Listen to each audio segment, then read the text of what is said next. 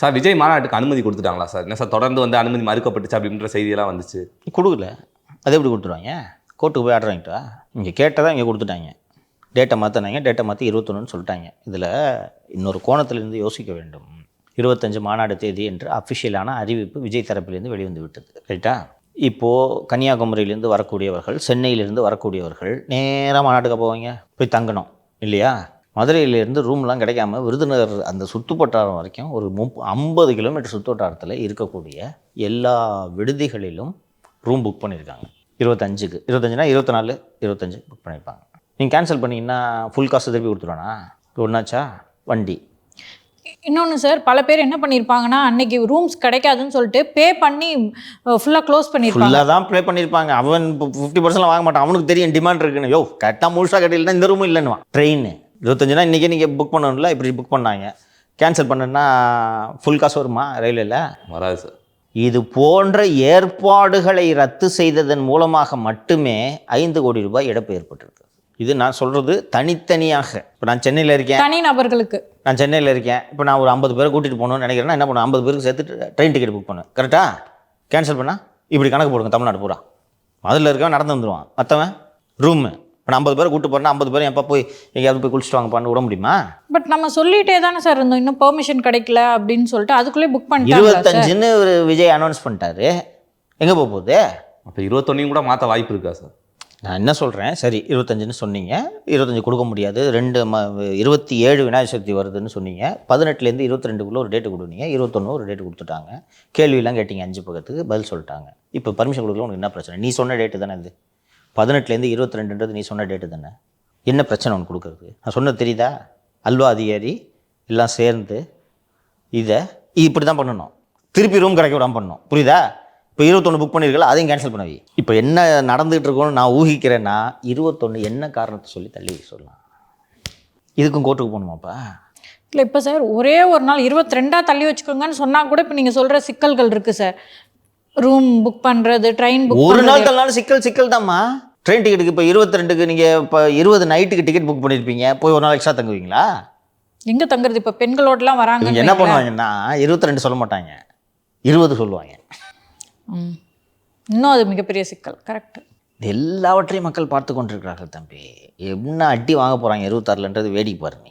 எதிர்கட்சி அந்த சூழ கிடைக்காது போது, கிடைக்கக்கூடாது. 2011 3வது இடத்திற்கு தள்ளப்பட்டு எதிர்க்கட்சி அந்தஸ்தை இழந்தது போன்ற தோல்வியை திமுகவுக்கு மக்கள் கொடுக்க வேண்டும், கொடுப்பார்கள் என்று நான் நம்புகிறேன். இதே மாதிரியே தொடர்ந்தா கட்சி இருக்குமான்னு கூட தெரியல சார். அதை பின்னாடி பார்த்துக்கலாம், அது அவங்க தலையெழுத்து, நமக்கு நான் இல்லாமல் போனால் நல்லது தான் தமிழ்நாட்டுக்கு.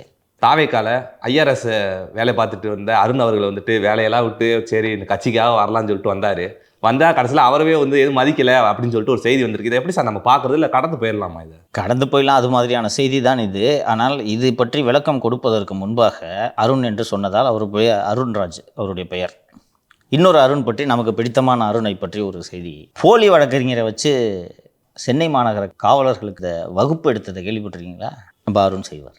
ஒரு பீரியாடிக்கலாக வந்து இன் சர்வீஸ் ட்ரைனிங் கோர்ஸ்ன்னு சொல்லிட்டு இந்த காவலர்களுக்கு, ஏன்னா ட்ரைனிங்கில் எல்லா விஷயத்தையும் சொல்லிக் கொடுப்பாங்க, அதுக்கப்புறம் ஒரு 10-15 ஆண்டுகள் ஆகிடும், எல்லாத்தையும் மறந்துடுவாங்கன்றதுக்காக அவங்களுக்கு வந்து இன்றைக்கி லாவில் என்ன அப்டேட்டு, கோர்ட்ஸ் என்ன சொல்லியிருக்கு, இது போன்ற பல்வேறு விஷயங்களில் பயிற்சி வகுப்புகளை எடுப்பார். இதுபோல் ஜூன் மாதத்துக்கு காவலர்கள் மற்றும் சப் இன்ஸ்பெக்டர்ஸுக்கு வந்து ஒரு பயிற்சி வகுப்பு நடைபெறுகிறது. அந்த பயிற்சி வகுப்பு தொடர்பாக அப்போலோ ஹாஸ்பிட்டல் வந்து ஃபஸ்ட் எய்டு மற்றும் ஸ்ட்ரெஸ் மேனேஜ்மெண்ட் எப்படி பண்ணுறது என்று ஒரு வகுப்பு எடுக்கிறாங்க. மெட்ராஸ் ஸ்கூல் ஆஃப் சோஷியல் ஒர்க்கிலிருந்து ஒரு உதவி பேராசிரியர் கம்யூனிட்டி போலீசிங், போலீஸ் இமேஜ், பொதுமக்கள் மற்றும் காவல்துறையினோட உறவு, இதெல்லாம் எடுக்கிறாங்க. திருமதி விஜயா என்பவர் சென்னை உயர்நீதிமன்ற வழக்கறிஞர். அவர் வந்து பாண்டட் லேபர் பற்றி இன்வெஸ்டிகேஷன், அதுக்கப்புறம் புதிய கிரிமினல் லா பற்றிலாம் வந்து அவர், அப்புறம் ஐடி ஆக்ட் பற்றிலாம் அவர் வழக்கெடுக்கிறார். அறிஞர் அண்ணா அரசு மருத்துவமனை சேர்ந்த மருத்துவ அதிகாரி உடல் நலனை பேணுவது, நல்ல உணவுகளை உண்பது தொடர்பாக எடுக்கிறார். ஓய்வு பெற்ற உதவி ஆய்வாளர் தேவராஜ் என்பவர் கிரெடிட் கார்டு ஃப்ராடு, கந்துவெட்டி, ஃபோர்ஜரி கேஸெல்லாம் இன்வெஸ்டிகேட் பண்ணுறது சம்மந்தமாக வகுப்பு எடுக்கிறார். இதெல்லாம் ஒன்றும் சிக்கல் இல்லை. போக்சோ மற்றும் செக்ஷுவல் ஹராஸ்மெண்ட்டு மற்றும் crime against women and children என்பது தொடர்பாக திருமதி கன்யா என்பவர் வகுப்பெடுக்கிறார். இந்த கன்யா யார் என்று இந்த சென்னை மாநகர ஆணையர் திரு அருண் அவர்கள் வெளியிட்டுள்ள அந்த செய்தி குறிப்பில் இருக்கிறது என்றால் வழக்கறிஞர் சென்னை உயர்நீதிமன்றம். எனக்கு ஒரு தகவல் சொன்னாங்க, இவங்க ஒரு போலி வக்கீல் அப்படின்னு சொல்லிட்டு என்கிட்ட சொன்னாங்க. சரி, அது எப்படி ஒரு வக்கீலையா இல்லையான்றது கூட தெரியாமையா இந்த மாதிரி வகுப்பு எடுக்கிறதுக்கு, அதுவும் போலீஸ் டிபார்ட்மெண்ட்டுக்கு ட்ரைனிங் கொடுக்கறதுக்கு போடுவார்கள் என்று விசாரித்து பார்த்தால் பார் கவுன்சிலில் போய் சர்ச் பண்ணிட்டேன். கன்யா என்ற வழக்கறிஞர் பதிவு செய்யப்படவே இல்லை. சரி, யார் இந்த அம்மா என்று விசாரித்தால் இவர்கள் ஒரு யூடியூபர். பெண்கள் மற்றும் போக்சோ தொடர்பான எந்த விவகாரமாக இருந்தாலும் இந்த யூடியூப் சேனலில் அவரை கூப்பிட்டு இன்டர்வியூ எடுக்கிறாங்க. இந்த யூடியூப் சேனலில் தான் நீங்கள் 2-3 சேனலில் வேலை பார்த்தீங்க, உங்களுக்கு தெரியும்ல. ஒரு யூடியூப் சேனலில் இந்த மாதிரி ஒரு கெஸ்ட் வந்தாங்கன்னா ஃபஸ்ட்டு யூடியூப் சேனலுக்கு நல்ல கெஸ்ட்டு கிடைக்கிறதில்ல. உண்மையா நல்ல எல்லா விஷயங்களையும் பேசக்கூடிய ஆட்கள் கிடைக்கிறதில்ல. ஸோ இந்த ஒரு போக்சோ வழக்கு ஒன்று ரொம்ப பரபரப்பாக பேசக்கூடிய ஒரு வழக்கு வந்துச்சுன்னா இது சம்மந்தமாக யார் பேசுவான்னு கெஸ்ட்டு தேடுவாங்க இல்லையா? அப்போ தேடி பார்த்துட்டு இந்த அம்மா பிகைண்ட் வுட்ஸில் இந்த அம்மா பேசியிருக்குது அப்படின்னு சொன்னோன்னா பிகைண்ட் வுட்ஸுக்கு ஃபோனை பண்ணி அந்த அம்மா நம்பரை வாங்குங்கன்னு சொல்லி இவங்க ஒன்று எடுத்து போட்டோன்னே பக்கத்தில் அடுத்த யூடியூப் சேனல் பேசுவாங்க. இப்படி ஒரு 5-6 யூடியூப் சேனலில் வரிசையாக வந்துடுவீங்க இன்டர்வியூக்கு. இது மாதிரி இந்த அம்மா ஒரு NGO தொண்டு நிறுவனம் நடத்துகிறேன் என்று சொல்லி எல்லா ஒரு 7-8 இன்டர்வியூ இருக்குது. அந்த இதில் கன்யா பாபு என்ற பெயரில் அதில் எல்லாம் கன்யாதேவி, கன்யா பாபு என்று சமூக ஆர்வலர் என்ற பெயரில் பேசியிருக்கிறார்கள். எந்த இடத்துலையுமே இவர்கள் வழக்கறிஞர் என்று போடவில்லை. சரி, எந்த அடிப்படையில் இவர் வழக்கறிஞர் என்று விசாரித்தால் ஃபர்ஸ்ட் இயர் ஜாயின் பண்ணியிருக்காங்களாம் லா காலேஜில். அப்படி சொல்லிக்கலாமாங்க சார்? எப்படிமா சொல்லிக்க முடியும்? பக்கத்தில் ஒரு கோடு மேலே. இப்படி ஒரு போலி வக்கீலை வச்சு கிளாஸ் எடுக்க வைக்க வேண்டிய தேவை என்ன இருக்குது? இன்னொன்று சார், இப்போ தான் அவங்க ஃபர்ஸ்ட் இயர் ஜாயின் பண்ணியிருக்காங்கன்னா இன்னும் சட்ட நுணுக்கங்களை கற்று தேர்ந்தெடுக்க மாட்டாங்க. அப்படி இருக்கும்போது அவங்க எப்படி பாடம் எடுக்க முடியும்? தமிழ்நாட்டில் வழக்கறிஞரே இல்லை போல சார். வழக்கறிஞர் இல்லை, பப்ளிக் ப்ராசிக்யூட்டர்ஸ் இருக்காங்க, அரசு வழக்கறிஞர் இருக்காங்க. இப்போ ரீசெண்டாக கூட 2-3 செக்ஷுவல் கிரைம்ஸ் கேஸில் தண்டனை வாங்கி கொடுத்த அரசு வழக்கறிஞர்கள் பேசினார்கள். எவ்வளோ வக்கீல் இருக்காங்கப்பா. நீ யூடியூபர் எதுக்கு கூட்டின்னு வந்துட்டு நீ கிளாஸ் எடுக்க வைக்கிற? இப்போ அங்கே படிக்கிற கான்ஸ்டபிள்களுக்கு யூடியூப் மாதிரியே அந்த அம்மா ஏதாவது விட்டுன்னு இருந்திருக்கோம். படிக்கிற கான்ஸ்டபிள்களுக்கு தெரியுமா? அவங்களும் சரி ஏதோ வக்கீல் போல இருக்குப்பா, உயர்நீதிமன்ற வக்கீல். இந்த முடிவுகளை எல்லாம் எடுப்பது இவங்களை போட்டு கிளாஸ் எடுக்கிறதுக்கு போடுங்க, போக்சோ எடுக்க சொல்லுங்கள். இந்த உத்தரவையெல்லாம் பிறப்பிக்கிறது யாருன்னா கட்டத்துறை. அவர் யாரும் மீற முடியாது. சென்னையில் மாநகரத்தில் எனக்கு தெரிஞ்ச அதிகாரிகள்லாம் விசாரித்தேன். சார், யார் இதை சூஸ் பண்ணது இந்த அம்மாவை? என்ன ரீசன்னு சொல்ல. யார் சார் இதை சூஸ் பண்ணால்? அருண் தான் சொன்னார், சிஓபி தான் சொன்னார். என்ன சார் சொன்னார்னு கேட்டால், இவங்களை வச்சு நீங்கள் பாக்ஸோ சம்மந்தமாக கிளாஸ் எடுக்கிறதுக்கு இனிமேல் ரெகுலராக உங்களை யூஸ் பண்ணிங்கன்னு சொன்னார். சரி சார், நீங்களாவது செக் பண்ணிங்களா சார் நான் உங்கள் வக்கீல் அப்படின்னு கேட்டேன். கமிஷனரே சொன்ன பிறகு என்ன கமிஷனருக்கு தெரியாதா? ஸோ ஏற்கனவே கோர்ட்டுகள் தங்களுடைய அப்சர்வேஷன்ஸை கொடுத்துருக்காங்க. அதாவது இந்த போக்சோ வழக்குகள்லாம் காவலர்கள் ரொம்ப இன்சென்சிட்டிவாக இருக்காங்க அப்படின்னு சொல்கிறது. அதுக்கு கிளாஸ் எடுக்கிற ஆளே இன்சென்சிட்டிவாக இருந்தா அதான் இப்போ இது ஒரு நல்ல முயற்சி தான். வழக்கறிஞர்களை வச்சு ஒரு பாடம் எடுக்கிறதுன்றது நல்ல முயற்சி தான். பட் அவங்களுக்கே அது தொடர்பான துறை ஞானம் இல்லாத போது அவங்க காவலர்களுக்கு என்ன சொல்லிக் கொடுக்க முடியும்? இன்னொரு விஷயம் சொல்கிறேன். அண்ணா நகரில் ஒரு சிறுமி பாலியல் துன்புறுத்தலுக்கு ஆளான போது அது தொடர்பான வழக்கு வேறு ஒரு விசாரணைக்கு, சிபிஐ விசாரணை, அப்புறம் SIT விசாரணைக்கு போயிருக்குன்னு நினைக்கிறேன். சிபிஐ விசாரணை தான் நடக்குதுன்ட்டு நினைக்கிறேன் இல்லையா? அந்த வீடியோ வெளியானதிலும் இந்த அம்மா சம்மந்தப்பட்டிருக்காங்களாம். போக்சோ எக்ஸ்பர்ட்னு கூப்பிட்டுருக்காங்க பொழுது, வீடியோ வெளில விட்டுச்சு பொழுது. இந்த அளவுக்கு கூட விவரம் தெரியாதவர்களை கிளாஸ் எடுக்க சொன்னால் அந்த கிளாஸோட பயன் என்ன? கிளாஸ் எடுக்க சொல்கிறவரோட விவரம் எப்படி இருக்கு? அதுதான் சார், டைம் வேஸ்ட்டு தானே காவலர்களுக்கு. ஆமாம் சார், எதுக்கா சார் அவங்கள குறிப்பாக தேர்ந்தெடுக்கணும்? அது யாருக்கும் புரியவில்லை, எனக்கும் புரியவில்லை. அந்த அளவில் நிறுத்திக்கொள்வோம். திரு அருண் IRS அவர்கள். அதுக்கு வரேன். ரைட், அருண்னு சொன்ன உடனே எனக்கு இது நினைவுக்கு வந்து விட்டது. அருண்ராஜ் லுக். அந்த நீங்கள் சொன்ன நியூஸ் நியூஸ் தமிழில் தானே வந்துச்சு? ஆமாம். நான் ஏற்கனவே சொல்லியிருக்கேன், நியூஸ் தமிழ் உரிமையாளர் திரு ஷக்கீலன் அவர்களுக்கு நான் சொல்கிறது தான் நியூஸ். நான் ஒன்ஸ் பிரேக்கிங் நியூஸ் போட்டால் எல்லாரும் ஃபாலோ பண்ணுவாங்கன்றது வெளிப்படையாகவே டிக்ளேர் பண்ணியிருக்கிறான்ட்டு நான் சொன்னேன். திரு ஆதவ் அர்ஜுனோடு ஒரு பேக்கேஜ், ஒரு உறவில் நியூஸ் தமிழ் வந்துவிட்டது. சரி, அதுக்காக தாவேக்காக்கு தொடர்ந்து சப்போர்ட் பண்ணுவான்னு கேட்டால் கவனிக்கணும், ஆதவ் அர்ஜுனோட தான் பேக்கேஜ், தாவேக்கா கூட பேக்கேஜ் இல்லை. ஏன்னா தாவேக்கா கூட பேக்கேஜ் வச்சா திமுக பேக்கேஜ் கேன்சல் பண்ண வேண்டிய வரும். அவன் உள்ளே பூந்து அடிப்பான், அடிலாம் வாங்கிறதுக்கு தெம்பில்லை. அதனால் அங்கே இது திமுகவோட பேக்கேஜ். அதனால் திமுக எது செஞ்சாலும் கண்ணை மூடிக்கொண்டு ஆதரவு கொடுப்பது என்பது அது ஒரு பேக்கேஜ். இந்த பக்கம் ஆதவ் கூட தனி பேக்கேஜ். ஆதவோட தேவை என்னவாக இருக்கும்? ஆதவே தாவேக்காவை பொழுது போடுங்கன்னு சொன்னால் போட முடியுமா நியூஸு? இதில் போடலாம் சார், இந்த இப்போ பேக்கேஜில் மொத்த சேனலே பேக்கேஜ் தானே. ஆதவ தாவேக்காவை பற்றி நல்லா ஆதரவாக நியூஸ் போடுங்கன்னு சொன்னால் திமுக வாய் மேலே குத்துவான். அது பண்ண முடியாது. அப்போ ஆதவ வேறு என்ன கேட்க முடியும்? ஆகாத போகாதெல்லாம் உனக்கு தப்பு தப்பாக போட்டு விடு. ஸோ அப்போது தாவேகளை எனக்கு போட்டியாக இருக்கவனை பற்றிலாம் நியூஸ் கொடுக்குறேன் அடி. ஒரு 2-3 நாட்களுக்கு முன்பு இதே போல் ஜான் ஆரோக்கியசாமி பற்றி ஒரு பேக்கேஜ், நெல்லையில் இறந்து ஆணவ கொலை செய்யப்பட்ட திரு கவின் அவர்களோட வீட்டுக்கு போகலாம் என்று விஜய் சொல்கிறார்.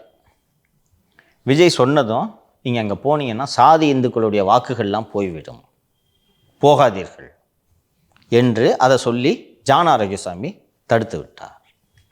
அதுக்கு நினப்பு என்னென்னா, இந்த நியூஸை பார்த்துட்டு ஓஹோ அன்றைக்கி போகக்கூடாதுன்னு இதுக்கு தான் சொல்லியிருக்கான் போல இருக்கு அப்படின்னு விஜய் வந்து ஜான் ஆரோக்கியசாமியில் இவன் நமக்கு வேண்டாம் என்று நினைத்து விடும். சார் இன்னொரு நியூஸ் வேறு வந்துச்சு, புஷி ஆனந்த் அவர்கள் வந்துட்டு இது அதே பூத் கமிட்டியை ஃபுல்லாக போலி அமைச்சிட்டாரு அப்படின்னு வேற ஒரு நியூஸ். இது எல்லாம் பேக்கேஜோட ஒரு பகுதி. அது நான் சொல்கிறேன் சார். பூத் கமிட்டி ஃபுல்லாக வந்து ஒரு கிட்டத்தட்ட 25,000 பூத் கமிட்டிகள் போலி அப்படின்னு கண்டுபிடிச்சி ஆதவ் அர்ஜுனா அதை விஜய் அவர்கள்கிட்ட எடுத்துகிட்டு போயிருக்காரு. விஜய் அவரை கூப்பிட்டு புஷி ஆனந்தா, என்னங்க உங்களை நம்பி ஒரு விஷயம் சொன்னேன், மாவட்ட செயலாளர்லாம் இப்படி தப்பாக போட்டு வச்சுருக்கீங்க, பூத் கமிட்டி ஆளுங்களே இல்லைன்னு சொல்கிறாங்க அப்படின்னு சொல்லிட்டு கண்டிச்சாரு. ஃபஸ்ட்டு ஜான் ஆரோக்கியசாமி வந்துருச்சா, புஷி ஆனந்த் வந்துருச்சா, இப்போ நீ சொன்னது அருண்ராஜ் வந்துருச்சா. இப்போ இது 3லையும் பாதிக்கப்படாமல் இருக்கிறது யாரு? ஆதவ். புரியுதா? இப்போ நீங்கள் தாவேக்காக்கு போய் தாவேக்கா ஜெயிக்கிற வேலையை பார்க்கணும். ஆமாம், ஏங்க நமக்குள்ளே இருக்கிற இன்டிஃபரன்ஸ் எல்லாம் தள்ளி வைப்போம், வச்சுட்டு ஜெயிக்கிற வேலையை பார்ப்போம், அப்படி தான் சொல்லணும். இப்போது திமுக அதிமுகவை தோற்கடிக்கணும்னுமே அவங்க செய்கிற வேலைகள் என்னென்னா, கூட்டணிக்குள்ளேயே அவங்க கட்சிக்குள்ளேயே குழப்பம் இருக்குது, செல்லூர் ராஜுவை காரில் ஏற்ற மாட்டேங்கிறாரு, இப்படி இஷ்டத்துக்கு கதை கட்டி விடணும். அதே கதையை நீங்கள் உள்ளே இருந்துட்டு பண்ணிங்கன்னா, அது ஆதவ் பேக்கேஜாக இருந்தால் என்ன, திமுக பேக்கேஜாக இருந்தால் என்ன, பலன் திமுக தானே அனுபவிக்க போகுது. மாப்பிள்ளை சார் ஆதவுக்கு கொடுத்த பேக்கேஜ் என்ன, தாவேக்காவை ஜெயிக்க வைக்கிறதா? என்னம்மா அரசியல் புரிஞ்சுக்கிட்டு இருக்கீங்க நீங்கள்? மாப்பிள்ளை சார் என்ன சொல்லி உங்களை அனுப்பிச்சி விட்ருக்காருங்க? நாளைக்கு முதல்வர் ஆகுறாரு விஜய் அப்படின்னா கூட இருக்கவங்க தான் பலன் பெற போகிறாங்க. ஆமாம், அப்போது கூட இருக்க 6 அடி மனிதன் தான் பலன் பெற போகிறாரு. திமுக முதல்வரானா அதை விட அதிகமாக 6 அடி மனிதன் பயன்பெறலாமா இல்லையா? சொல்லுங்க. எம்பி போஸ்ட் கொடுப்பாங்க. ஏடிஎம்கேல அது மாதிரி ஒரு ஆள் இல்லையா? எந்த கட்சியில் இல்லை? பிஎம்கேல இல்லையா? எந்த கட்சியில் இல்லை? திரு அருண் ஐஆர்எஸ் அவர்களை பற்றி என்ன சொல்லியிருக்காங்கன்னாங்க சார், அவர் வந்து வேலையெல்லாம் விட்டுட்டு வந்ததுக்கப்புறம் இப்போ தான் வந்து திரு விஜய் அவர்கள் கண்டுபிடிச்சிட்டாரு அவர் வந்து இன்காம்பிட்டன்ட் அப்படின்னு சொல்லிட்டு, அதனால் பக்கத்துலேயே நெருங்க விடுறது இல்லை, கம்பீரமாக வந்தவர் சுருண்டு படுத்து கொண்டிருக்கிறார் அப்படின்ற ரேஞ்சுக்கு ஏதோ ஒரு நியூஸ் போட்டிருக்காங்க. விஜய் அரசியலுக்கு வரதுக்கு காரணமே அருண்ராஜ், புரிந்து கொள்ளுங்கள். இதெல்லாம் ஒரு ஜான் ஆரோக்கியசாமியை விஜய்க்கு அறிமுகப்படுத்தியதே அருண்ராஜ். ஆதவ அர்ஜுனாவே அறிமுகப்படுத்தினது அவர் தான். அவர் அறிமுகப்படுத்திட்டு போயிட்டார். நான் இந்த மாதிரி என்ன மாதிரி உயரமாக வளர்ந்தவன் யாரும் இல்லை, நானே அறிமுகப்படுத்திக்கிறேன்ட்டு போயிட்டார் அவர். பட் கேட்டிருப்பாரு, அவருக்கு சொல்லியிருப்பாரு, நல்லது தாங்க உள்ளே வந்தால் நல்லது, நீங்கள் யூஸ் பண்ணிக்கங்கன்னு சொல்லியிருப்பார்ல. யார? ஆதவ. துட்டு வச்சிருக்கிறான், செலவு பண்ணுறதுக்கு நல்ல ஏராளமான பணம் வைத்திருக்கிறார், மாமனார் பணத்தை வைத்திருக்கிறார். இவர் பணமாக இருந்தாலும் யோசிக்கலாம், மாமனார் பணத்தை செலவு செய்வதற்கு எதற்காக யோசிக்க வேண்டும்? சபரீசன் அவருக்கு சம்பாரிச்சா 33 கோடிக்கு வாட்ச் வாங்குறாரு, அவ்வளவுதான். அதுலேயும் சார் அந்த பூத் கமிட்டி இருக்குல்ல, பூத் கமிட்டியெல்லாம் போலியானவே கண்டுபிடிச்சதே ஆதவ அர்ஜுனா அவர். பார்த்தீங்களா கண்டுபிடிச்சி ரிப்போர்ட் கொடுத்தது விஜய் அவர்கிட்ட. பட் ரொம்ப பெரிய வியூஸ் போக மாட்டேங்குது. இதில் ஆதவ அர்ஜுன் என்ன பலனை அடைவார்னு அவர் நினச்சிக்கிறாரு? சுய திருப்தி. பாத்தியா, நம்ம பேசுகிறோம்ல சார், நம்மளே பேசுகிறாங்கல்ல. விஜய்னு பேர் வச்சாலே ஒரு சாரார் போய் பார்ப்பாங்க தான். நோக்கம் என்னன்னா, இதை பார்த்துட்டு விஜய் ஓஹோ அருண்ராஜ் இப்படித்தான் போல இருக்கு, இனிமேல் கிட்ட சேர்க்கக்கூடாது என்று முடிவு எடுத்துட்டு வரோம். அப்போ இவங்க 3 பேரையும் தள்ளி விட்டா யார் இருப்பா? ஒத்தையாளா? சிங்கம் தான். ஸோ விஜய் கூட்டிட்டு வாங்கின 2 பேரும் பேஸ்கெட் பால் விளையாடலான்ட்டு 5 வருஷம் பேஸ்கெட் பால் விளையாட வைக்கிறதுக்கு பிளான் போட்டுக்கிட்டு இருக்காரு. மாப்பிள்ளை சாரோட உத்தரவை நிறைவேற்றி மாதிரி ஆயிட்டா. ஸோ இதெல்லாம் சேர்ந்தது தான் அரசியல், அதை புரிஞ்சுக்குங்க நீங்கள். இதெல்லாம் சேர்ந்தது தான் அரசியல், இதெல்லாம் தவிர்க்கவே முடியாது. இதெல்லாம் சேர்ந்தது தான் அரசியல். எல்லாம் சமாளித்து தான் வரணும். பக்கத்தில் இருக்கவனே செய்வான். அந்த ஏம்மா நீங்கள் வேலை செஞ்ச, இப்போ நீ புதுசாக வந்திருக்கிற ஃபீல்டுக்கு வேலை செய்த அலுவலகங்களில் அரசியல் இருந்தது இல்லையா? ஏமா ஜெயபிரகாஷ், நீ இதுக்கு முன்னாடி வேலை செஞ்ச சேனலில் பாலிடிக்ஸ் இருந்திருக்கா? ஒரு டவுன்லோடு சேனல். பட் இது அரசியல் அப்படிங்கிறது ஒரு 5 வருடத்துக்கு ஒரு தடவை நடக்கிறது. தேர்தல் அப்படிங்கிறது அது ஒரு வாழ்வா சாவா போராட்டம். ஆமாம், வாழ்ந்துடக்கூடாது, சாவு தான் மெயின் அப்படின்ட்டு முடிவெடுத்தா? அல்லது உங்களது வாழ்வு சாவை விட திமுகவின் வாழ்வு சாவு முக்கியம் என்று முடிவெடுத்தால்? ஆக்சுவலாக வந்து ஆதவ் அவர்கள் வச்சுருக்காருல சார், வாய்ஸ் ஆஃப் காமனர் அப்படின்னு சொல்லிட்டு ஒரு ஐடி விங்குன்னு சொல்லலாம். அதுலேயே ஆக்சுவலி பேசிக்கிறாங்களாம் சார், நெக்ஸ்ட் டைம் திமுக தான் வரப்போகுது, உங்கள் வேலையா தானே நம்மளுக்கு வேலை இருக்குமான்னு தெரியல, ஸோ நல்ல இடத்துக்கு திமுக தான் வேலை இருக்கும் பார்த்துப்பாங்க, பெண்ணில் ஜாயின் பண்ணிக்க வேண்டியதான், அவ்வளோதான். சார் இன்னொன்று வேறு சொல்கிறாங்க சார், இது புஷி ஆனந்த் அவர்கள் வந்துட்டு தான் ஃபோட்டோ முன்னிறுத்தி எல்லா இடத்துலையும் விளம்பரம் பண்ணுறாரு, அவரோட ஆதரவாளர்கள் தான் நிறையா பேருக்கு பதவியை கொடுத்துருக்காரு அப்படின்னு சொல்கிறாங்க. அது உண்மையால் அதுக்கான காரணம் என்ன சார்? இதெல்லாம் முன்ன பின்ன இருக்கும்பா. இதெல்லாம் ரொம்ப வந்து புஷி ஆனந்த் வந்து நமது ஆதரவாளர்களையாக சேர்த்து தாவேக்கவை நாம் கைப்பற்ற வேண்டும் என்ற எண்ணத்தில் செய்தால்தான் அது நியூஸு. ஓகேவா? அதை விட்டுட்டு இப்போ விருதுநகரில் இருக்கார், விருதுநகரில் யாரை போடலான்னு சொல்லும்போது புஷி ஆனந்துக்கு தெரிஞ்ச பையன் ஒருத்தன் ஞாபகத்துக்கு வருவான், அவனை போடுங்க அப்படின்னு தான் சொல்லுவாங்க. தெரியாத ஒருத்தன் பேரை எப்படி சொல்லுவேன்? அது மட்டும் இல்லாமல் புஷி ஆனந்த் தான் வந்து ஃப்ரம் த பிகினிங் இருக்காரு. ஸோ அவருக்கு ரசிகர் மன்ற தலைவர் யாரு? விஜய் மக்கள் இயக்கத்தில் இருக்கவங்கள தெரியும். ஸோ இவ்வளோ நாள் இருந்த பையன்பா, நம்மளுக்கு நேர்மையாக இருந்திருக்காருன்னு சொல்லிட்டு கன்சிடர். அதனால அவர் கட்சியை கைப்பற்றுறாருன்னு ஐடியாவா? அப்படிதான் சார் சொல்கிறாங்கண்ணா. பாசிபிளா? விஜய் ஃபோட்டோவே எடுத்துரு, புஷி ஆனந்த் ஃபோட்டோ வச்சா ஓட்டு போடுவானே. அதுக்கு ஆதரவாவது நினைக்கலாம், கட்சியை கைப்பற்றலாம், நம்மகிட்ட இவ்வளோ பணம் இருக்கு நினைக்கலாமா? ஐடியாவே அதான். ஆதரவு பெற்ற விஜய், ஆதரவு பெற்ற வேட்பாளர், அப்படித்தான் போகணும். அதுக்கு தானே இதெல்லாம் காலி பண்ணிட்டு இருக்காரு. இது கட்சியை வந்து கைப்பற்ற நினைக்கிறார் புஷி ஆனந்த் அவர்கள்னு சொல்லிட்டு, அதனால தான் வந்து ஃபோட்டோவை வந்து போடக்கூடாது அப்படின்னு சொல்லி சொன்னாரோ விஜய் அவர். இதெல்லாம் ஆக்சிடென்டெல்லாம் நடந்த விஷயங்களாகவும் இருக்குப்பா. இப்போ நான் வந்து புஷி ஆனந்தால் மாவட்ட செயலாளர் ஆக்கப்பட்டவன், ரைட்டா? ஸ்டிக்கர் ரெடி பண்ணுற பொறுப்பு என்கிட்ட கொடுக்குறாங்க. நான் என்ன பண்ணுவேன், நன்றி உணர்ச்சியோட அண்ணன் தான் நமக்கு போஸ்ட் வாங்கி கொடுத்தாலும் பக்கத்தில் ஒரு சின்ன ஃபோட்டோவை போடுவோன்ட்டு போடுவோம். இப்படி நடக்கும். இதெல்லாம் ரொம்ப பிளான் பண்ணி என் ஃபோட்டோ வைக்கணும்னு நடந்ததாக நான் நினைக்கவில்லை. திரு புஷி அவர்களுக்கு ஒரு நாளும் தான் விஜயாக முடியாதுன்றதுலாம் தெரியும், அந்த புரிதெல்லாம் அவருக்கு இருக்கும். அது நீ புஷியோட மேடை பேச்செல்லாம் பார்த்துருக்கியா? எதுக்கு சார் நீங்கள் வக்ஃபு பில் எதுக்குறீங்க? தலைவரே எதுக்குறாருன்னா ஏன் சார் தலைவரே எதுக்குறாருங்க? தலைவர் ஏன் எதுக்குறாரு? அது தலைவர் தான் கேட்கணும். என்கிட்ட கேட்டால் நீ ஏன் எதுக்குற, தலைவர் எதுக்குறா, நான் எதுக்குறேன், அவ்வளோதான். சரி, இதை பற்றி உங்கள் கருத்து என்ன? தலைவர் கருத்து தான் என் கருத்து. அப்படி தானே பேசிட்டு இருக்காரு எல்லா இடத்துலையும். அப்புறம் நாங்கள்லாம் வந்துருவோம் ஐயா, இவரை கூட்டு போகிறது தான் ரொம்ப கஷ்டம் அப்படின்னு பேசுறது யாரு? விஜய். அது உண்மை தானே? அது அவ்வளோ ஈஸியா? நீங்கள் ரோட்டை கூட்டு போயிடுவீங்களா?